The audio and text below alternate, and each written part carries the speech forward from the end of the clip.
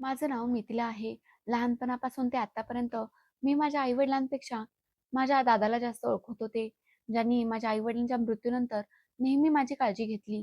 मी त्यांच्याहून वयाने लहान होते, पण लहान वयातच मी घराची जबाबदारी उत्तमरित्या सांभाळली होती आणि माझ्या छोट्या-छोट्या हातांनी मी दादाला जेवण बनवून खाऊ घालत असे.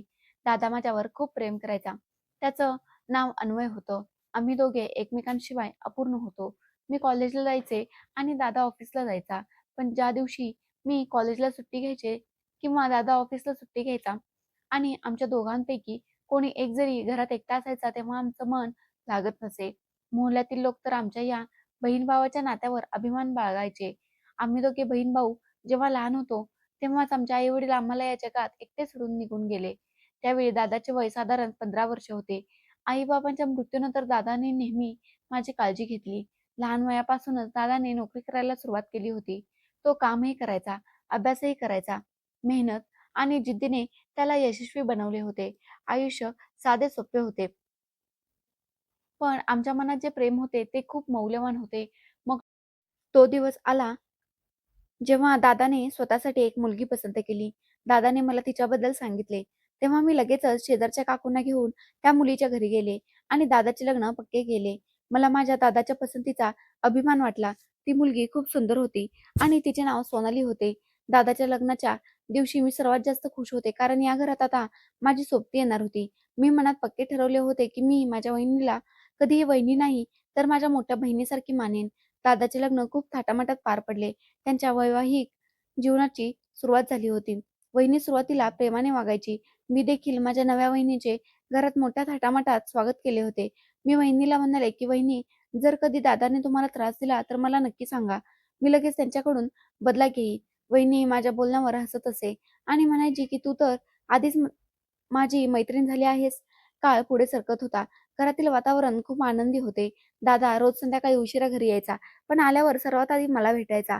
तो माझ्याशी माझ्या अभ्यासाबद्दल बोलायचा आणि मला विचारायचा, की मला पुढे काय व्हायचं आहे. पण कधी-कधी वहिनीचा स्वभाव बदललेला असायचा. जसे की तिला आमच्या दोघा बहीण-भावाचे प्रेम आवडत नसावे. पण मी कधीही या गोष्टीकडे जास्त लक्ष दिले नाही. दिवस असेच जात राहिले. एके दिवशी दुपारची वेळ होती. कॉलेजवरून आल्यावर मी पाहिले, की वहिनी भाजी कापत होती. मी तिच्याजवळ जाऊन म्हटले, की "वहिनी, आज माझ्या पोटात दुखत आहे. माझ्यासाठी काहीतरी हलके बनवून द्या." तिने तोंड वाकडे करत म्हटले, की "दुपारची खिचडी उरली आहे, ती खाऊन घे." मी वहिनीच्या अशा बोलण्यावर शांत बसले. 2-3 दिवस असेच गेले. त्या दिवशी रविवार होता. मी आणि दादा घरीच होतो. जेव्हा घराच्या दरवाजाची बेल वाजली, तेव्हा दरवाजा उघडायला गेले. तेव्हा एक वयस्कर स्त्री आणि तिच्यासोबत एक तरुण मुलगा होता. तिने दादाचे नाव घेतले आणि ती म्हणाली, की "बेटा, मी तुझ्या आईची मैत्रीण होते." मी त्यांना घराच्या आत येण्यास सांगितले. दादाने जेव्हा त्यांना पाहिले, तेव्हा तो लगेच त्यांना खोलीत घेऊन गेला आणि मला चहा बनवण्याचा इशारा केला. जेव्हा मी चहा बनवून खोलीत नेऊन गेले, तेव्हा मला त्यांचा आवाज स्पष्ट ऐकू आला. त्या दादाला म्हणाल्या, की "बेटा, तुझ्या बहीण मिथिलासाठी माझ्या पुतण्याचे स्थळ घेऊन आले आहे. तुझी बहीण खूप चांगली आहे. आम्हाला पसंत आहे. तुला आमचा पुतण्याही खूप आवडेल. इंजिनिअर आहे. शहरात चांगल्या पदावर नोकरी करतो." वहिनीने जेव्हा मला दरवाजाजवळ पाहिले, तेव्हा तिने घाईघाईने चहाचा ट्रे घेतला आणि स्वतः पाहुण्यांसोबत जाऊन बसली. पाहुणे तर आमच्या घरातून निघून गेले. मग दादा-वहिनी आपापसात बोलत होते.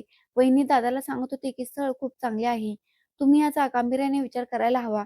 दादा म्हणाला, की "अजून माझ्या बहिणीचे वय फक्त 25 वर्ष आहे. मला आत्ताच तिचे लग्न करायचे नाहीये. तिला पुढे आणखी शिकायचे आहे. तेव्हा ती म्हणेल, तेव्हाच मी तिचे लग्न करेन." पण वहिनी म्हणू लागली, "अरे, शिकून काय होणार? तू तिला कितीही शिकवलेस तरी तिला शेवटी घरच सांभाळायचे आहे." दादाच्या डोक्यात वहिनीच्या गोष्टी घोळत होत्या. मी एका बाजूला शांत उभी राहून त्या दोघांचे बोलणे ऐकत होते. मग दादाने दुसऱ्या दिवशी सकाळी नाश्ता करताना विषय काढला. तो म्हणाला, की "मी तिला काल जे लोक घरी आले होते त्यांची वागणूक आणि बोलण्याची पद्धत मला खूप आवडली. मुलगाही आवडला आहे. मला तुझी इच्छा जाणून घ्यायची आहे." मी हसून म्हणाले, की "दादा, तुझी नजर नेहमीच चांगली असते. जर तुला तो मुलगा चांगला वाटत असेल तर माझी काहीच हरकत नाही." दादा खुश झाला. पण मी पाहिले होते, की दादापेक्षा जास्त आनंद वहिनीच्या चेहऱ्यावर होता. दादाने मुलाच्या घरी जाऊन त्याच्या कुटुंबाशी बोलणी केली. जेव्हा त्याची खात्री पडली, तेव्हा त्याने माझे लग्न पक्के केले. त्या मुलाचे नाव रवी होते. त्याच्या घरच्यांनी अगदी साधेपणाने मला अंगठी घालून साखरपुड्याचा सोहळा पार पडला आणि लग्नाची तारीखही त्याच दिवशी निश्चित झाली. वहिनीने माझ्या सासरच्या लोकांसमोर स्वतः मला आपल्या हातांनी तयार केले होते आणि बाजारातून माझ्यासाठी खूप छान कपडे आणले होते. माझी स्तुती करू लागली, की "तू तर खूपच सुंदर दिसत आहेस." काही दिवसानंतर घरात लग्नाची तयारीही सुरू झाली. आता मी फक्त एक बहीण राहिले नव्हते. कोणाची तरी पत्नीही बनणार होते. लग्नाचे दिवस जसजसे जवळ येत होते, तसतशी माझ्या काळजाची धडधड वाढत होती. मला माझ्या आई-वडिलांची खूप आठवण येत होती. माझा दादा एकटाच माझ्या लग्नाची सर्व जबाबदारी सांभाळत होता. मला त्याची दया येत होती. जर माझे आई-वडील जिवंत असते, तर आज माझ्या दादाला माझ्यासाठी इतका त्रास सहन करावा लागला नसता.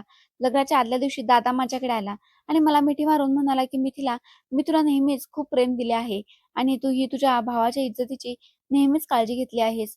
मला तुला फक्त एवढे सांगायचे आहे, की सासरी जर तुला काहीही त्रास झाला, तर मला नक्की सांग. तसे तर मी तुझ्यासाठी प्रार्थना करेन, की तुला सासरी कधी कोणतीच अडचण येऊ नये. जितके प्रेम मी तुला दिले आहे, त्याहून कितीतरी पटीने जास्त प्रेम तुझे सासरचे लोक तुला देवोत." दुसऱ्या दिवशी माझे लग्न झाले. मी रवीची पत्नी झाले. निरोपाच्या वेळी वहिनीने मिठी मारताना हळूच मला सांगितले होते, की "लोक नवीन आहेत, नवीन जागा असेल, तुला सर्व काही शिकावे लागेल. फक्त आपले तोंड बंद आणि डोळे उघडे ठेव." मी गप्प राहिले. दादाने माझ्या डोक्यावर हात ठेवून मला आशीर्वाद दिला आणि खूप प्रार्थना केली आणि मग माझा हात रवीच्या हातात दिला गेला. सासरी पोहोचताच जे पहिले शब्द मला ऐकायला मिळाले होते, ते हे होते, की "आमच्यासारखी बनून राहा. कुठून तू लहान घरातून आले आहेस आणि आम्ही मोठे लोक. आता तुला इथे राहून आमच्या वातावरणाशी जुळवून घ्यावे लागेल." हे शब्द माझ्या सासूने म्हटले होते. मी हळूच मान हलवली होती. लग्नानंतर काही दिवस उलटले होते. सर्व काही अगदी सामान्य होते. या घरात कोणीही माझ्याशी नीट बोलत नसे. माझे पती त्यांच्याही चेहऱ्यावर नेहमी राग असायचा. एके दिवशी दुपारचे जेवण करताना ते म्हणाले, की "जेवणात खूप तिखट जास्त आहे. तुला काहीही येत नाही." त्यांनी जेवताना हात थांबवला आणि माझ्याकडे रागाने पाहू लागले. तेव्हा मी म्हणाले, की "मी जेवण बनवायला शिकेन. इथून पुढे काळजी घेईन." मी ताट उचलताना म्हणाले, की "आणा, मी तुमच्यासाठी दुसरी भाजी आणते." तर ते म्हणाले, की "नको, राहू दे. आता मी जेवण केले आहे." त्यांच्या या वागण्यावर मी नेहमी शांत राहायचे. जर ते मला कुठे घेऊन गेले तर म्हणायचे, की "तुला कपडे घालण्याची पद्धत नाहीये. तुला कोणाशी बोलण्याची पद्धत नाहीये. तुझ्यामध्ये जराही अक्कल नाहीये. सगळ्यांमध्ये सारखी बडबड करत असतेस." मी त्यांच्यासमोर मान खाली घालून फक्त एवढंच म्हणायचे, की "मी यापुढे काळजी घेईन." ते म्हणाले, की "प्रत्येक गोष्टीत तुला फक्त माफी मागायची असते आणि हेच म्हणायचे असते, की तुला सर्व काही शिकण्याची गरज आहे." सासरी माझे दिवस घरातले सर्व कामे करण्यात आणि सर्वांच्या तक्रारी ऐकण्यातच जायचे. एके दिवशी तर माझी सासू म्हणाली, की "आई असणेही खूप गरजेचे असते. तुला पाहून वाटते, की जर तुझी आई जिवंत असती, तर तुला सगळी कामे करता आली असती." मी तिचे प्रत्येक बोलणे शांतपणे ऐकून घ्यायचे. एके दिवशी मला दादाची खूप जास्त आठवण येत होती. मी माझ्या सासूला विचारले, की "मी दादाशी फोनवर बोलू शकते का?" ती म्हणाली, की "आता तुझे लग्न झाले आहे. तुझ्या दादाच्या घरच्या गोष्टी करणे बंद कर आणि तुझ्या घरावर लक्ष दे." मी गुपचूप माझ्या खोलीत गेले आणि अंथरुणावर झोपले. मी माझ्या आयुष्याचे 3 महिने शांतपणे आणि लोकांचे टोमणे ऐकत घालवले होते. मी त्यांचे प्रत्येक बोलणे सहन करायचे. असे असूनही मला माहीत नव्हते, की माझा पती मला घटस्फोट देईल.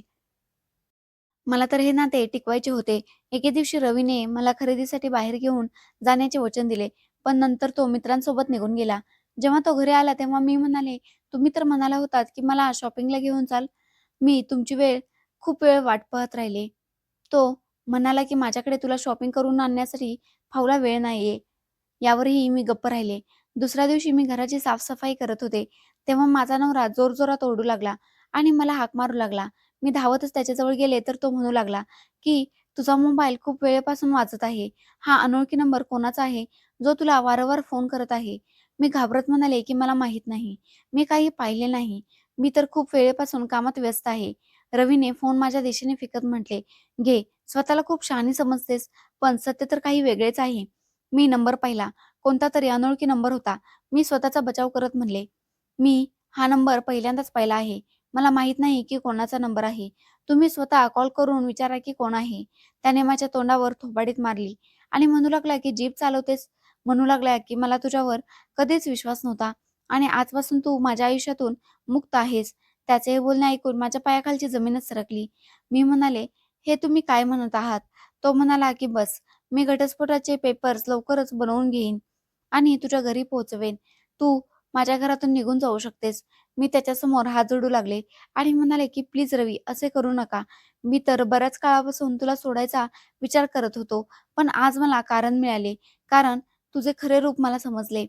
मी त्याच्यासमोर हात जोडत राहिले, रडत राहिले. विनवण्या करत राहिले. पण त्याने मला धक्के मारून घरातून हाकलून दिले. मला काहीच समजत नव्हते, की अजून माझ्या लग्नाला जास्त वेळही झाला नव्हता आणि इतक्या लवकर माझ्या नवऱ्याने फक्त एका छोट्याशा कारणावरून मला घटस्फोट देऊन घराबाहेर काढून टाकले.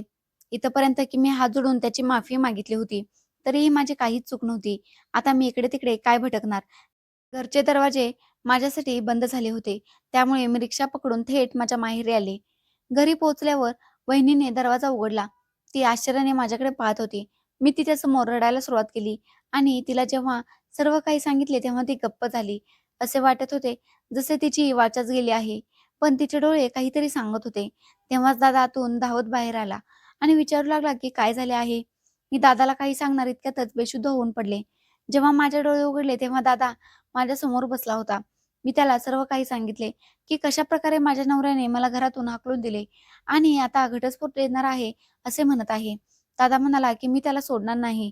पण वहिनीने त्याला शांत राहायला सांगितले. दुसऱ्याच दिवशी रवीने घटस्फोटाचे पेपर्स घरी पाठवून दिले होते, ज्यावर त्याची सही होती. दादाने माझ्याकडूनही सही घेतली आणि म्हणाला, की "तुला काळजी करण्याची काहीच गरज नाही. अजून तुझा भाऊ जिवंत आहे." माझे आणि रवीचे नाते कायमचे संपले होते. दादा म्हणाला, की "मी तुला वचन देतो, की मी तुला पुन्हा कधीही खचू देणार नाही. तो माणूस तुझ्या लायकीचा नव्हता. हे तुझे घर आहे आणि आता तू इथेच राहशील." मी दादाची माफी मागत होते, की "दादा, मी माझे लग्न जास्त काळ टिकवू शकले नाही." दादा म्हणाले, की "वेडी झाली आहेस का तू? यात तुझी काहीच चूक नाही." मी जेव्हा रात्री झोपायला जायचे, तेव्हा रवीचा आवाज माझ्या कानात घुमत असायचा, की "निघून जा माझ्या घरातून आणि मी तुला घटस्फोट देतो." मला इथे राहून बरेच दिवस लोटले होते. दादाला एक मुलगाही झाला होता. माझ्या मांडीवर त्याचा मुलगा खेळत होता. तेव्हा वहिनीने माझ्याकडे येऊन म्हटले, की "घरची कामेही करत जा. आता कायमची या घरची होऊन राहिले आहेस. आता तू तर या घरातली काही पाहुणी नाहीस, तर एक सदस्य आहेस. त्यामुळे माझ्या बरोबरीने तूही काम केलं पाहिजेस." मला माहीत होते, की वहिनीला माझे इथे येणे आवडले नाही. पण हे घर माझेही होते. मी इथल्या व्यतिरिक्त कुठे जाणार होते? मी आता बहुतांश वेळ घरच्या कामात व्यस्त राहायचे आणि स्वयंपाकघरात काम करताना वहिनीच्या अबोल्याला तोंड द्यावे लागायचे. एके दिवशी स्वयंपाकघरात काम करताना मी दादाला कोणाशी तरी फोनवर बोलताना ऐकले. तो थोडा अस्वस्थ दिसत होता. तो म्हणाला होता, की "मी तुझे पैसे लवकरच परत करेन." मी दादासमोर गेले आणि जेव्हा त्याने फोन ठेवला, तेव्हा मी म्हणाले, की "दादा, तू थोडा अस्वस्थ दिसत आहेस. काय झाले?" त्याने नजर खाली करून म्हटले, की "नाही मिथिला, काहीच नाहीये. सगळं काही ठीक आहे. तू काळजी करू नकोस." मी म्हणाले, की "दादा, मला सर्व काही समजते. मला सांग." काही वेळ दादा गप्प राहिला. मग तो हळूच म्हणाला, की "काहीच नाही. आर्थिक परिस्थिती काही ठीक नाहीये. ऑफिसमध्येही काम नीट होत नाहीये. ज्यामुळे घरातील खर्चात अडचणी येत आहेत. आता एका मित्राकडून काही दिवसांसाठी ₹10,000 उसने घेतले होते. बस त्याच्याशीच बोलत होतो. पण तू काही काळजी करू नकोस. सर्व काही ठीक होईल. मी प्रयत्न करत आहे." दादा तर तिथून निघून गेला. पण मी ठरवले होते, की मी नोकरी करेन. त्यामुळे दुसऱ्या दिवशी मी वर्तमानपत्रात नोकरीची एक जाहिरात पाहिली. मी तिथे नोकरीसाठी अर्ज केला. तेव्हा दुसऱ्याच दिवशी मला मुलाखतीसाठी बोलवण्यात आले आणि मग मला लगेच तिथे कामावर ठेवण्यात आले. पगारही थोडासाच होता, पण सुरुवातीसाठी पुरेसा होता. रात्रीच्या वेळी मी दादाशी याबद्दल बोलले, की मला नोकरी करायची आहे आणि मला नोकरी मिळालीही. दादा म्हणाला, की "पण तुला नोकरी करण्याची गरज काय आहे?" मी म्हणाले, "दादा, तुला तर माहीतच आहे, की माझी सुरुवातीपासूनची आवड होती. मला जास्त शिकून नोकरी करायची होती." वहिनी मध्येच बोलली आणि म्हणाली, की "नोकरी करायची आहे, की घरची कामेही करायची आहेत?" मी म्हणाले, "वहिनी, तू काळजी करू नको. मी ऑफिसवरून येऊन घरची सगळी कामे करत जाईन." दादा म्हणाला, की "ठीक आहे. जर तुला नोकरी करायची असेल तर मला यात काहीच अडचण नाही." दुसऱ्या दिवशी सकाळी मी वेळेवर ऑफिसला पोहोचले. माझ्या नोकरीचा तो पहिला दिवस होता. तिथे मला दिवसभर कॉम्प्युटरवर नंबर आणि फाइल्स भरायच्या होत्या. नोकरीचा पहिला दिवस चांगला गेला होता. परत आल्यावर मी एकदम निवांत होते. घरी येऊन जेव्हा मी कपडे बदलले आणि स्वयंपाकघरात पाणी प्यायला गेले, तेव्हा वहिनी सोफ्यावर झोपलेली होती. म्हणू लागली, की "माझा डोकं दुखत आहे.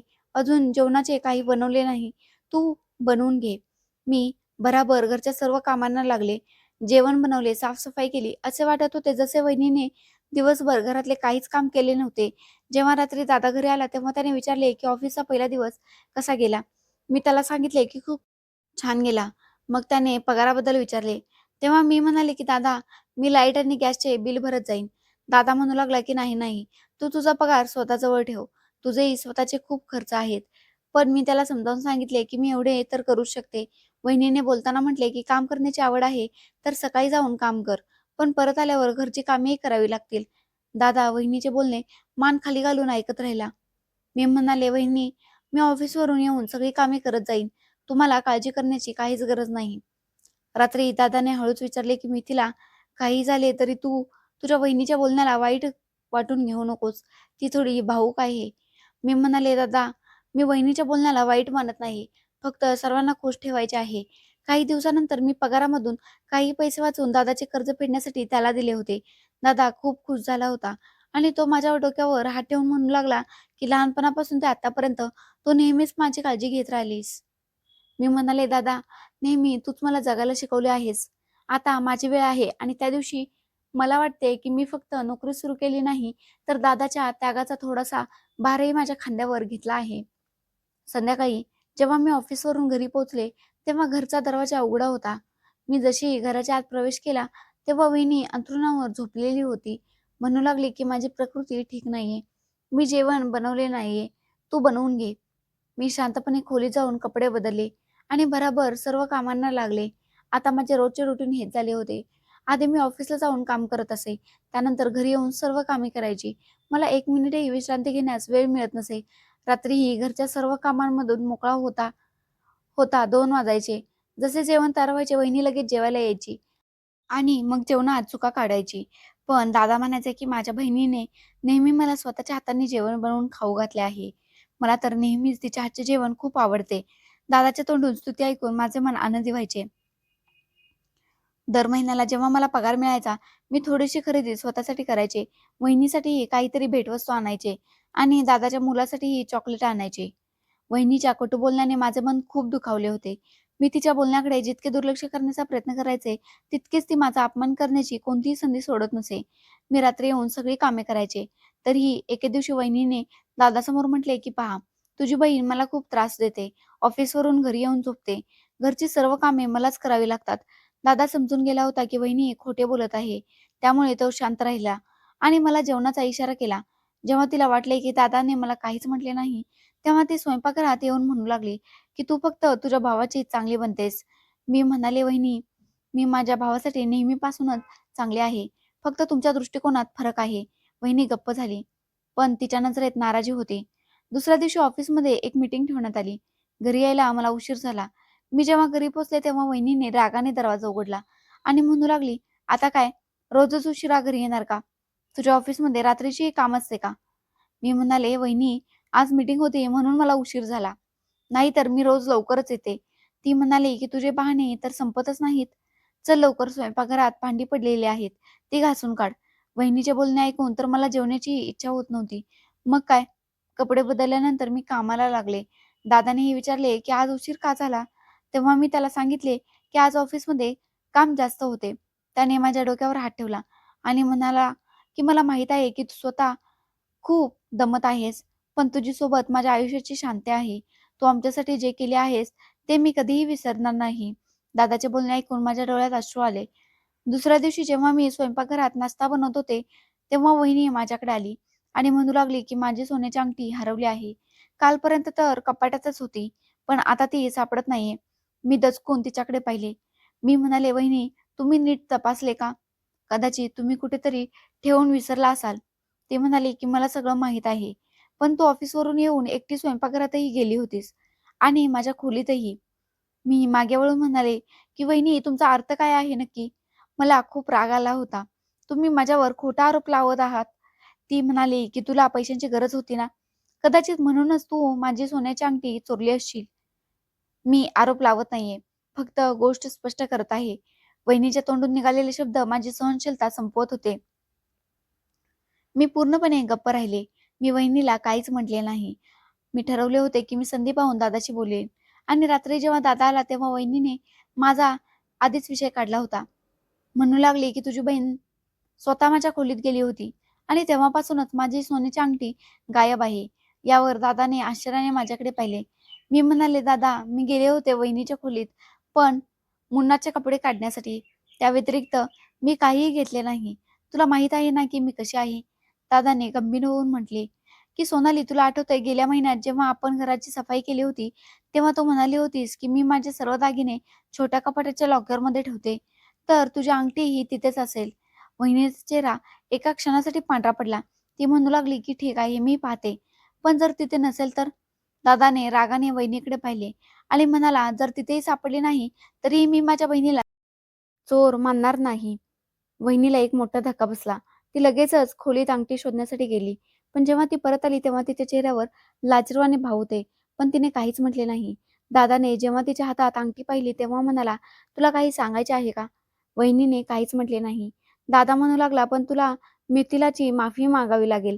वहिनी घाबरली आणि म्हणू लागली की नाही नाही, मला हिची कोणतीही माफी मागायची नाहीये. दादा म्हणाला की चूक तुझी आहे. तू स्वतःचे सामान स्वतः ठेवून विसरलीस आणि लगेचच माझ्या बहिणीवर आरोप लावलास. वहिनी अजून काही म्हणणारच होते की मी मध्येच बोलले आणि म्हणाले की दादा नाही, राहू दे, काहीच हरकत नाही, हे सर्व विसरून जा. दादाने एक मोठा श्वास घेतला आणि गप्प बसला. तिकडे ऑफिसमध्ये काम वाढले होते आणि मी स्वतःला त्यात गुंतवून घेतले होते. ऑफिसवरून परत येण्याचा रस्ता आता मला अनोळखी वाटू लागला होता. रोज तीच ऑटो रिक्षा, तोच रस्ता, तेच सिग्नल, पण आता प्रत्येक वळणावर कोणीतरी सावली सोबत असल्याचे जाणवायचे. सुरुवातीला तर वाटले की मी माझा भास आहे, पण माझा भास एके दिवशी सत्यगत उतरू लागला. एके संध्याकाळी ऑफिसमधून निघताना मी पाहिले की एका निळ्या रंगाची गाडी रस्त्याच्या कडेला उभी होती. मी ऑटोमध्ये बसले होते आणि मागे वळून पाहिले नाही. पण जेव्हा सिग्नलवर ऑटो थांबली तेव्हा तीच गाडी माझ्या मागे उभी होती. कदाचित असा योगायोग असेल असे म्हणून मी स्वतःला सावरले. दुसऱ्या दिवशी पुन्हा तसेच झाले. ऑफिसमधून निघाले. तीच गाडी काही अंतरावर उभी होती. यावेळी मी माझा रस्ता बदलला होता. मी रस्त्याऐवजी मार्केटच्या आतून जाऊ लागले. गाडी ही वळली. तेव्हा काळजाची धडधड वाढू लागली. पण मी स्वतःवर नियंत्रण ठेवले. घरी पोचले तेव्हा दरवाजा दादाने उघडला. म्हणू लागला की काय झाले? तुझा चेहरा खूप उदास आहे. मी म्हणाले की काही नाही दादा, फक्त मी खूप दमले आहे. जेव्हा वहिनी खोलीतून बाहेर आली आणि तिने माझ्याकडे पाहिले तेव्हा म्हणू लागली की काय गोष्ट आहे नक्की? आज पुन्हा उशीर केलास? असे कोणते ऑफिस आहे जे रात्री उशिरापर्यंत उघडे असते? मी गुपचूप आत आले. पण माझ्या मनात विचार आला की मी दादाला याबद्दल सांगायला हवे. पण मग मी थांबले. तो आधीच खूप तणावात होता. मला त्याला आणखी त्रास द्यायचा नव्हता. यावेळी मी ऑटोने जाण्याऐवजी बसचा प्रवास सुरू केला. मी बस स्टॉपपासून काही अंतरावर उभे होते. मी भरभर चालायला सुरुवात केली. मागे वळून पाहिले तर पुन्हा मला तीच गाडी दिसली. खिडकीतून कोणताही चेहरा दिसत नव्हता. ऑफिसमध्येही मी यामुळे माझ्या कामावर लक्ष देऊ शकत नव्हते. माझं ऑफिसमध्ये काम करणे कठीण होत चालले होते. मॅनेजरने मला एके दिवशी बोलवले आणि विचारले की तू ठीक तर आहेस ना? तुझी कामगिरी दिवसेंदिवस खराब होत चालली आहे. तू एका महत्त्वाच्या प्रोजेक्टवर काम करत आहेस. त्यामुळे तुझ्या आरोग्य आणि काम या दोन्ही गोष्टींची काळजी घे. मी खूप जास्त अस्वस्थ होते. माझे डोके गुंतलेले होते. जेव्हा ऑफिसमधून बाहेर पडून जशी ऑटो घेण्यासाठी रस्त्याच्या कडेला गेले, तीच गाडी काही अंतरावर थांबली. मी फोन काढला आणि नंबर लावण्याचे नाटक केले. पण खरं तर मी त्या गाडीची नंबर प्लेट टिपत होते. तेव्हाच गाडी अचानक पुढे गेली आणि गायब झाली. त्या दिवशी मी खूप घाबरले होते. घरी पोहोचले तर दादा समोर बसला होता. त्याच्या मांडीवर मुन्ना होता. त्याने मला पाहिले आणि विचारू लागला, सगळं ठीक आहे ना? तू अस्वस्थ दिसत आहेस. मी म्हणाले की नाही दादा, फक्त डोकं दुखत आहे. तो म्हणाला की जर कोणतीही अडचण असेल तर मला नक्की सांग. लपवण्याची गरज नाहीये. समस्या लपवल्याने वाढतात. मी म्हणाले की हो दादा, जर काही झाले तर मी तुला नक्की सांगेन. दुसऱ्या दिवशी दुपारी जेवणानंतर मी ऑफिसच्या खिडकीतून बाहेर पाहत होते. तेव्हा खाली मला तीच गाडी दिसली. आता माझा संशय खात्रीत बदलला होता. मी लगेच कंपनीच्या सिक्युरिटी गार्डला सांगितले की ही गाडी रोज इथे येते, पण कोणाला घेण्यासाठी नाही, फक्त काही वेळा उभी राहते. कृपया तुम्ही यावर नजर ठेवा. गार्डने आपली मान हलवली आणि म्हणाला की हो मॅडम, लक्षात ठेवन. दुसऱ्या दिवशी मला गार्डने सांगितले की मॅडम, कालही तीच गाडी आली होती. पण जसा मी तिच्याजवळ गेलो, ती लगेच निघून गेली. मी त्यांना विनंती केली आणि म्हणाले की कृपया तुम्ही काही दिवसानंतर याचे सीसीटीव्ही फुटेज आपल्याजवळ सेव्ह करून ठेवा. संध्याकाळी परतताना मी पुन्हा एकदा रस्ता बदलला. यावेळी मी ऑटोमधून अर्ध्या रस्त्यातच उतरले आणि पायी चालू लागले. मला पाहायचे होते की ती गाडी माझ्या मागे येते का नाही. थोड्या वेळानंतर तीच गाडी हळूहळू माझ्या जवळून जाऊ लागली. काचा काळ्या होत्या. काहीच दिसत नव्हते. मी पटकन एका गल्लीत वळून स्वतःला वाचवले. घरी जाऊन मी खोलीत बंद झाले. माझे हृदय जोरजोरात धडधडत होते आणि मी विचार करत होते की मी याबद्दल दादाला कसे सांगू. मग विचार केला की आता नाही, जोपर्यंत माझ्याकडे पुरावे येत नाही. 2 दिवसानंतर ती गाडी ऑफिसच्या मागच्या गल्लीत उभी होती. गार्डने मला सांगितले की मॅडम, या कारमध्ये 2 माणसे होती. एक फोनवर बोलत होता, दुसरा बाहेर बिल्डिंगकडे पाहत होता. मी दुसऱ्या दिवशी ऑफिसला सुट्टी घेतली आणि जवळच्या पोलीस स्टेशनमध्ये तक्रार नोंदवण्याचा विचार केला. पण मन घाबरले. वहिनी आणि मोहल्ल्यातील लोक माझ्याबद्दल काय विचार करतील? कुठे माझ्यावरच आरोप लावू नयेत. हे सर्व विचार करत रात्र झाली होती. मी सर्व काही माझ्या डायरीत लिहायला सुरुवात केली होती. गाडीचा नंबर आणि बाकी सर्व माहिती. आता हेच सर्व माझ्या आयुष्याचे रुटीन बनले होते. आकाशात ढग होते आणि गल्ल्या सुनसान होत्या. जेव्हा ऑटो माझ्याजवळ पोहोचली तेव्हा मी काही अंतरावर उतरण्याचा प्रयत्न केला.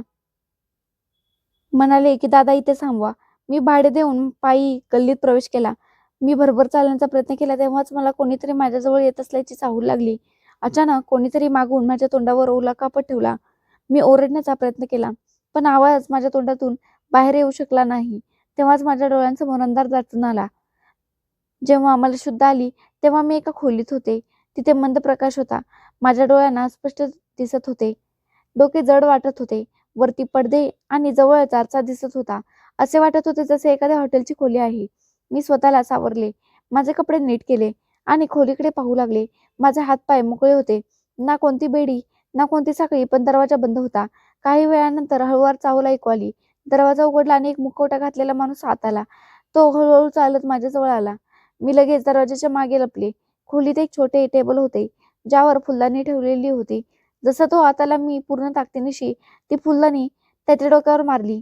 फुलदाणी फुटली आणि त्याच्या डोक्यात रक्त वाहू लागले. मी वेगाने पावले टाकत खोलीतून बाहेर पळाले. रस्त्यात अंधार होता. फक्त एक इमर्जन्सी लाईट जळत होती. मी पायऱ्या उतरू लागले. मी धावत खाली उतरले. कोणीतरी मागून मला हाक मारली, थांबा, पण मी थांबले नाही. हॉटेलच्या मुख्य गेटवर एक सिक्युरिटी गार्ड बसला होता, पण कदाचित तो झोपेत असावा. मी त्याच्या जवळून जात बाहेरच्या रस्त्यावर पाऊल ठेवले आणि इकडे तिकडे पाहिले. रहदारी खूपच कमी होती. मी भरभर पायी चालू लागले. चौकाला तेव्हा तिथून एक रिक्षा जात होती. मी थेट त्या रिक्षात बसले आणि त्याला माझ्या घराचा पत्ता सांगितला. पहिल्यांदाच मला जाणवले की माझी ओढणी आणि पर्स तर तिथेच राहिली. पण आनंद होता की मी वाचले. घरी पोहोचताच दरवाजा दादाने उघडला. माझी अवस्था पाहून तो थक्क झाला. तो म्हणाला की मी तिला काय झाले आहे तुला, आणि तू कोठे होतीस? ही तुझी अवस्था कशी झाली आहे? मी त्याला काही सांगणार इतक्यात मागून वहिनीचा आवाज आला की तोंड काळे करून आले आहे. मी आश्चर्याने वहिनीकडे पाहिले. मी म्हणाले, वहिनी तुम्ही हे काय म्हणत आहात? वहिनी म्हणू लागले की आता तू खोटे बोलशील. एवढ्या रात्री तुझी अवस्था पाहून तर हाच अंदाज लावता येऊ शकतो. दादाने तेव्हा माझ्याकडे पाहिले. जणू काही तो प्रश्न विचारत असावा. माझ्या डोळ्यात अश्रू आले. मी रडत म्हणाले की दादा मला किडनॅप केले गेले होते आणि एखाद्या हॉटेलच्या खोलीत मला कैद केले होते. मला काही समजले नाही. मी स्वतः तिथून पळून आले आहे. वहिनी हसू लागली आणि म्हणू लागली की अच्छा, तुला कोणीतरी किडनॅप केले आणि तू इतक्या सहज पळूनही आलेस. असे कुठे असते का? तुझ्या ओढणीचा आणि पर्सचा तर पत्ता नाही, पण तुझ्या चारित्र्यावरून कळत आहे की तू कुठे तोंड काळे करून येत आहेस. मी रडू लागले. दादा म्हणाला की गप्प बसा. मी दादासमोर हात जोडून म्हणाले की दादा मी खरं सांगत आहे. मी तिथून मोठ्या मुश्किलीने वाचून आले आहे. हे सर्व करणारा कोण होता? मी त्याला ओळखत नाही. वहिनीने मध्येच बोलत म्हटले की नाही, तुझी बहीण खोटे बोलत आहे. मोहल्ल्यातील लोक बोलत होते की जेव्हापासून ही नोकरी करू लागले आहे तेव्हापासून हिचे कोणा मुलासोबत अफेअर चालू आहे. म्हणूनच तर ही रात्री उशीर घरी येते. मी गप्प झाले आणि रागाने चालत खोलीत आले. मी स्वतःला कोंडून घेतले आणि बेडवर बसून खूप रडू लागले. वहिनी माझ्यावर इतका घाणेरडा आरोप कसा काय लावू शकते? दादाने थोड्या वेळानंतर दरवाजा ठोठावला. म्हणू लागला की दरवाजा उघड मी तिला. मी त्याच्या सांगण्यावरून दरवाजा उघडला. दादाने माझा रडणारा चेहरा पाहिला आणि तो जास्त अस्वस्थ झाला. म्हणू लागला, जर खरोखरच तुझ्यासोबत असे काही घडले असेल तर तू माझ्यासोबत चल. आपण पोलीस स्टेशनमध्ये तक्रार नोंदवू. मी म्हणाले, दादा आधी मला हॉटेलमध्ये जायचे आहे. तिथे माझी पर्स आणि ओढणी आहे. हॉटेलचा शोध लावणे सोपे नव्हते, पण मी रस्त्याच्या काही खुणा माझ्या डोक्यात साठवून ठेवल्या होत्या. दादाने सुट्टी घेतली. आम्ही पहाटेच घरातून निघालो. माझी नजर एका हॉटेलवर पडली. तेव्हा मला तेच हॉटेल वाटले. मग आम्ही याच हॉटेलमध्ये आत गेलो. दादाने रिसेप्शनवर बसलेल्या एका माणसाची चौकशी केली आणि म्हणाला की मला काल रात्रीबद्दल काही चौकशी करायची आहे. एका मुलीचे अपहरण करून तिला इथे आणले होते. रिसेप्शनवाल्याने आधी तर गोष्ट बदलण्याचा प्रयत्न केला. तो म्हणू लागला की इथे तर खूप सारे लोक येतात. आम्ही कोणाकोणावर लक्ष ठेवणार? आम्हाला काहीही माहित नाही. दादा म्हणाला की सांगतोस की पोलिसांना माझ्यासोबत घेऊन येऊ चौकशी करायला? हे ऐकून तो घाबरला. मग त्याने रजिस्टर उघडून दाखवले. मी रूम नंबरवर बोट ठेवले आणि म्हणाले की ही तीच खोली होती. आम्ही पोलिसांना फोन केला. काही वेळानंतर तिथे पोलिसही आले. टीमने खोलीतून माझी ओढणी पर्स आणि काही फिंगरप्रिंट्स हस्तगत केले. हे सर्व घेऊन त्यांनी अहवाल लिहायला सुरुवात केली. यावेळी हॉटेलच्या मॅनेजरची चौकशी केली गेली. त्याने सांगितले की त्या खोलीचे बुकिंग एका खोट्या आयडीवर केले गेले होते. सीसीटीव्ही कॅमेऱ्याचे निमित्त करून ते काहीतरी लपवण्याचा प्रयत्न करत होते. पोलीस म्हणाले की आम्ही तपास चालू ठेवू. तुमचा जबाब नोंदवून घेतला आहे. जेव्हा गरज असेल तेव्हा पोलीस स्टेशनमध्ये बोलावले जाईल. आम्ही दोघे घरी परत आलो. मी दमलेले होते, पण मनाला खात्री होती की सत्याचा लवकरच शोध लागेल. दरवाजा उघडला तेव्हा समोर वहिनी उभी होती. तिचा चेहरा आधीपेक्षा जास्त कडक होता. तिची नजर माझ्यावर अशी होती जणू सगळी चूक माझीच आहे. म्हणू लागली, "आलीस, लागला तुझ्या आरोपीचा शोध आणि किती खोटे बोलशील तू?" मी म्हणाले, "वहिनी, मी कोणतीही चूक केली नाही. माझे खरोखरच अपहरण केले गेले होते. हा सर्व कट होता." ती म्हणाली की "हो, हो, प्रत्येक बिघडलेली मुलगी हेच म्हणते की कट रचला होता. तुझ्यासारख्या मुली जेव्हा रंगेहात पकडल्या जातात तेव्हाच अशाच निष्पाप बनतात." मी दादाकडे पाहिले.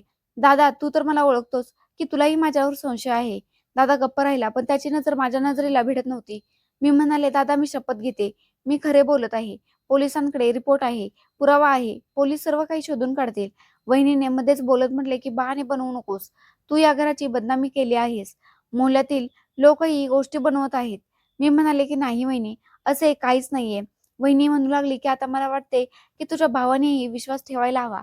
मी म्हणाले, "नाही दादा, तू सांगत का नाहीस की तुझा माझ्यावर विश्वास आहे?" दादाने एक मोठा श्वास घेतला आणि म्हणाला की "मी तिला हे सर्व काही खूप विचित्र घडत आहे. लोक गोष्टी बनवत आहेत. खरे आणि खोटे यातील फरक करणे कठीण होत आहे." मी म्हणाले, "दादा, तर तूही म्हणतोस की मी खोटे बोलत आहे?" दादाने काहीच म्हटले नाही आणि त्याची शांतता माझ्यासाठी सर्वात कटू होती. वहिनीने संधी सांधली आणि पाऊल पुढे टाकून दरवाजा उघडला आणि म्हणू लागली की "निघून जा इथून. तू आता इथे आणखी राहू शकत नाहीस. तुझ्यामुळे आमची खूप बदनामी होत आहे." मी म्हणाले की "मी जाणार नाही. हे माझे घर आहे." दादाने नजर खाली करून म्हटले की "मी तिला कदाचित सोनाली बरोबर सांगत आहे. परिस्थिती अशी झाली आहे की तुझे इथे राहणे योग्य नाही." मी म्हणाले, "दादा, याचा अर्थ तुलाही मला घरातून काढायचे आहे?" दादाने काहीच म्हटले नाही. फक्त दरवाजाकडे इशारा केला. मी खूप जोरजोरात रडू लागले. मला माझ्या दादाकडून ही अशी अपेक्षा नव्हती. मी ठरवले होते की जेव्हा दादाला माझ्यावर विश्वास नाहीये, तेव्हा माझे इथे थांबणे व्यर्थ आहे. मी माझे कपडे पॅक केले आणि हळूहळू दरवाजाकडे गेले. वहिनीने तर दरवाजा बंद केला, पण दादाने तर माझ्याकडे नजर वर करूनही पाहिले नव्हते. बाहेर रात्रीची वेळ होत होती आणि मी एकटी शांत उभी होते आणि मग इकडे-तिकडे रस्त्यांवर चालू लागले. रात्र वाढत चालली होती. माझ्या डोळ्यातून अश्रू थांबत नव्हते. मी वारंवार माझ्या हाताने अश्रू पुसत होते आणि विचार करत होते की आज माझ्या आयुष्यात अशी वेळ आली आहे की माझा भाऊ माझे ऐकायला तयार नाहीये. माझा तो भाऊ ज्याने मला लहानपणापासून खूप काळजी घेतली होती. माझ्यावर खूप प्रेम केले होते. मी चालत राहिले, चालत राहिले. जेव्हा चालून चालून दमले तेव्हा बस स्टॉपवर पोहोचले. तिथे एक बाग होता. ही एक निर्मनुष्य जागा होती. मी माझी बॅग पाकावर ठेवली आणि बराच वेळ तिथे बसून रडत राहिले आणि देवाला प्रार्थना करत राहिले की जे सत्य आहे ते सर्वांसमोर उघडकीस येऊ दे. त्यानंतर मी माझ्या बॅगवर डोके ठेवले. मला कधी झोप लागली कळलेच नाही. सकाळी जेव्हा माझे डोळे उघडले तेव्हा इकडे तिकडे गाड्या धावत होत्या. दिवस उजाडला होता. लोक येत जात होते. मी माझी अवस्था सावरली आणि माझी बॅग घेऊन तिथून उभी राहिले आणि इकडे तिकडे पाहू लागले. कारण येणारे जाणारे लोकही माझ्याकडे पाहत होते. मला त्यांची भीती वाटू लागली आणि अस्वस्थता वाढू लागली. अजून मला समजतही नव्हते की मी काय करू. तेव्हाच अचानक मागून कोणीतरी माझ्या खांद्यावर हात ठेवला. मी जसे झटक्यात मागे वळून पाहिले तर समोर एक तरुण मुलगा उभा होता. आधी तर मी त्याला ओळखू शकले नाही. पण जेव्हा त्याने माझे नाव घेतले मिथिला, तेव्हा मी दचकले. मी त्याच्याकडे चमकत्या नजरेने पाहिले. सारंग. तो माझ्या कॉलेजचा मित्र होता. कधी काळी आम्ही एकत्र शिकत होतो. काही भेटीगाठीही झाल्या होत्या. खूप गप्पाही झाल्या होत्या. पण वेळेसोबत सर्व काही अंधुक झाले होते. तो म्हणाला, "मिथिला, ही तू तुझी अवस्था काय करून घेतली आहेस? आणि तू इथे काय करत आहेस? मी तुला काल रात्रीपासून शोधत आहे." मी म्हणाले, "तुला कसे माहीत की मी इथे आहे?" तर तो म्हणू लागला, की "मी तुझा शोध घेत होतो. आता थोड्या वेळापूर्वी इथून जात होतो तर अचानक माझी नजर तुझ्यावर गेली. तेव्हा मी सुटकेचा निश्वास टाकला, की शेवटी तू मला सापडलीस. तुझी ओढणी आणि पर्स हॉटेलमध्ये सापडली. मी तिथूनच तुझे ओळखपत्र पाहिले. मग तुझ्या घरी गेलो. पण तुझ्या घरून समजले की तुला घराबाहेर काढण्यात आले आहे. म्हणूनच मी तुला सगळीकडे शोधत होतो." मी मोठा श्वास घेतला आणि म्हणाले, "तर तुला माहित आहे की माझे अपहरण झाले होते?" तो म्हणाला की "हो, मला आणखी बरेच काही माहित आहे मी तिला. माझ्या मॅनेजरने मला फोन करून सांगितले की एका मुलीला हॉटेलमध्ये संशयास्पद अवस्थेत आणण्यात आले आहे. पण तुझ्या तिथून निघून गेल्यानंतरच मला सर्व काही माहिती मिळाली. मी आश्चर्याने म्हणाले, तर मग माझ्यासोबत हे सर्व नक्की कोणी केले होते? तो माणूस ज्याला मी जखमी केले. सारंगने माझे बोलणे मध्येच थांबवत म्हटले, तो रुग्णालयात आहे. पोलिसांनी त्याला ताब्यात घेतले आहे. पण मी तिला, तुला माहीत आहे का की तो माणूस कोण आहे? मी म्हणाले की नाही. तेव्हा त्याने निश्वास सोडत म्हटले, की तो तुझा नवरा आहे, ज्याच्याशी तुझा घटस्फोट झाला आहे. सारंगचे बोलणे ऐकून मला एक मोठा धक्का बसला. मी म्हणाले, पण तो माझ्यासोबत असे का करेल? सारंग म्हणू लागला, हेच जाणून घेण्यासाठी की त्याने असे का केले. मी तुला शोधत होतो. तू आता आणि याच वेळी माझ्यासोबत पोलीस स्टेशनला चल, म्हणजे तुझा जबाब पूर्ण होऊ शकेल. पण आधी तू विश्रांती घे आणि तुझी अवस्था नीट कर. मी शांतपणे मान हलवली. मला माहित होते की सत्य कधीही लपून राहत नाही आणि आता सर्व काही सर्वांना कळेल. जेव्हा मी सारंगसोबत पोलीस स्टेशनला पोहोचले, तेव्हा समोरच पोलीस इन्स्पेक्टर बसलेले होते. सारंग मला घेऊन त्यांच्यासमोर बसला. पोलीस इन्स्पेक्टरने फाईल उघडली आणि माझ्याकडे पाहिले. ते म्हणू लागले की तुमच्यासोबत जे झाले होते, तुमच्या आरोपीला पकडण्यात आले आहे. तो सांगत आहे की तो तुमचा नवरा होता. पोलीस इन्स्पेक्टरने सांगितले की तो सध्या रुग्णालयात आहे. पण त्याने ही गोष्ट मान्य केली आहे की त्यानेच तुमचे अपहरण केले होते आणि तुम्ही त्याला जखमी केले. सारंग म्हणू लागला की मला वाटते की तुम्ही लोक मिथिलासाठी सुरक्षेची व्यवस्था करा, कारण मिथिलाला एका ठरवून रचलेल्या कटात अडकवण्यात आले होते. पोलीस इन्स्पेक्टरने माझ्याकडे गंभीर नजरेने पाहिले आणि म्हणू लागले की आम्ही तुमची परिस्थिती समजू शकतो, पण आता जेव्हा सत्य समोर येत आहे तेव्हा तुम्हाला ते स्वीकारावे लागेल. मी म्हणाले की हो, मी माझा जबाब देण्यासाठी तयार आहे. आता मला रुग्णालयात रवीकडे नेण्यात आले. रुग्णालयात पोलिसांच्या उपस्थितीत मला त्या खोलीत नेण्यात आले, जिथे रवी गंभीर अवस्थेत अंथरुणावर पडलेला होता. जशी मी खोलीत प्रवेश केला, तो नजर चोरू लागला. पोलीस इन्स्पेक्टर म्हणाले की चल, जे काही सत्य आहे ते सर्व सांगून टाक. जे काही तू लपवून ठेवले होते ते मिथिला मॅडमना सांग. रवीने हळूच डोके वर केले आणि म्हणू लागला की जे काही झाले ते माझ्या इच्छेने झाले नव्हते. मला अडकवण्यात आले होते. मी म्हणाले की कोणी अडकवले तुला? तेव्हा तो अडकळत म्हणाला की तुझ्या वहिनीने. ती माझ्या संपर्कात होती. तिनेच तुझे लग्न माझ्यासोबत लावून दिले आणि मला सांगितले की मी लग्नानंतर तुला घटस्फोट द्यावा. ती म्हणाली होती की तुला धडा शिकवण्यासाठी हाच मार्ग योग्य आहे. तेव्हा सारंगने एक पाऊल पुढे टाकले आणि म्हणू लागला की हे खरे आहे की तुझ्या आणि मिथिलाची वहिनी सोनाली यांच्यात काहीतरी सुरू होते. रवी म्हणाला की हो, मी आणि सोनाली एकमेकांना पसंत करत होतो, पण ती तिच्या लग्नानंतरही माझ्या संपर्कात राहिली. तिने स्वतःच्या इच्छेने मिथिलाचे लग्न माझ्यासोबत लावले, जेणेकरून ती माझ्या संपर्कात राहू शकेल आणि आपल्या नणंदेचा बदलाही घेऊ शकेल. तिला मिथिलाला घटस्फोट मिळवून देऊन तिला बदनाम करून स्वतः माझ्या जवळ यायचे होते. पोलीस इन्स्पेक्टरने त्वरित कारवाई सुरू केली. वहिनीला त्वरित अटक करण्यात आली. तिचे कॉल रेकॉर्डही काढण्यात आले. दादासमोर जेव्हा सर्व सत्य आले, तेव्हा त्याने वहिनीला विचारले की हे सर्व खरं आहे का? तेव्हा तिने सांगितले की हो, मी फक्त हे सर्व काही मिथिलाबद्दलचा माझा तिरस्कार वाढवण्यासाठी केले. मला माझी जागा हवी होती. मला माहित होते की तुम्ही माझ्यापेक्षाही जास्त तिला पसंत करता. दादाने रागाने म्हटले की ज्या जागेसाठी तू माझ्या बहिणीचे आयुष्य उद्ध्वस्त केलेस, ती जागा माझ्या हृदयातून कायमची बाहेर घेऊन गेलीस. त्याने तिथे सर्वांसमोर वहिनीला घटस्फोट देण्याचा निर्णय घेतला आणि पोलीस इन्स्पेक्टरला सांगितले की या स्त्रीला कठोर शिक्षा मिळाली पाहिजे. वहिनी काही बोलण्याचा प्रयत्न करत होती, पण दादा म्हणाला की गप्प राहा. तुझ्यामुळे आम्हा दोघा बहीण भावांच्या नात्यात फूट पडली आणि तू माझ्या बहिणीसोबत इतके सर्व काही केलेस. मी यासाठी तुला कधीच माफ करणार नाही. वहिनीला लाज वाटली आणि ती आपल्या कृत्यावर ओक्साबोक्शी रडू लागली आणि पोलिसांनी तिला तुरुंगात पोहोचवले. मी एका बाजूला शांत उभी होते. दादा माझ्याकडे आल्याने माझ्याकडे आपल्या चुकांची माफी मागू लागला. म्हणू लागला की मला माफ कर बहिणी. मी माफीच्या लायकीचा नाहीये. मी तुझ्या बोलण्यावर विश्वास ठेवला नाही. मी म्हणाले, नाही दादा, तुला माफी मागण्याची काहीच गरज नाही. मला फक्त शांती हवी होती आणि फक्त माझाच भाऊ. दादाच्या डोळ्यात अश्रू आले. दादा म्हणाला की चल आपल्या घरात. तुला पुन्हा आदर विश्वासाने आपल्या घराची शान बनवून ठेवेन. दादा आणि मी घरी आलो होतो. या सर्वांच्या दरम्यान मी सारंगचे आभार मानायला विसरले होते. मी माझा मोबाईल उचलला आणि सारंगला फोन लावला. सारंग माझ्याशी फोनवर बोलत होता. मी त्याचे आभार मानले तेव्हा तो म्हणाला की इतक्या सहज मी तुझे आभार स्वीकारणार नाही. तो म्हणाला की मी तुला साथ दिली, त्या बदल्यात मलाही तर काहीतरी मिळायला पाहिजे. मी म्हणाले, तुला काय नक्की हवे आहे मला सांग. तर तो म्हणू लागला की जास्त काही नाही, फक्त तुझी साथ.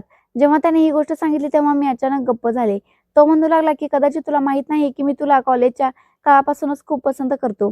तू मला चांगल्या प्रकारे ओळखतेस की मी कसा आहे. मी तुला खूप खुश ठेवेन. मला वाटते की मी माझ्या आई-वडिलांना तुझ्या घरी पाठवावे आणि तुला तुझ्या भावाला आपल्या दोघांच्या नात्यासाठी तयार करावे. मी पूर्णपणे गप्प झाले होते. मी सारंगला काहीच म्हटले नाही. पण जेव्हा दुसऱ्या दिवशी त्याचे आई-वडील आमच्या घरी आले, तेव्हा दादाने स्वतः या नात्याला आनंदाने स्वीकारले होते. दादा म्हणाला की सारंग खूप चांगला मुलगा आहे. सर्व काही माहीत असूनही त्याने आपल्या आई-वडिलांना आदराने आपल्या घरी पाठवले. तर मग या नात्याला नकार देणे योग्यच नाही. यावेळी मी खूप आनंदी होते. मी सारंगला खूप चांगल्या प्रकारे ओळखत होते आणि त्याने जे माझ्यासाठी केले होते, त्याचे उपकार कदाचित मी आयुष्यभर विसरू शकत नव्हते. दादाने माझे लग्न सारंगसोबत लावून दिले आणि आता मी सारंगसोबत एक चांगले आयुष्य जगत आहे. मी खूप आनंदी आहे. तो खूप श्रीमंत माणूस आहे. जो आनंद मला रवी कधीच देऊ शकला नाही, त्याहून कितीतरी पटीने जास्त आनंद मला सारंगकडून मिळाला.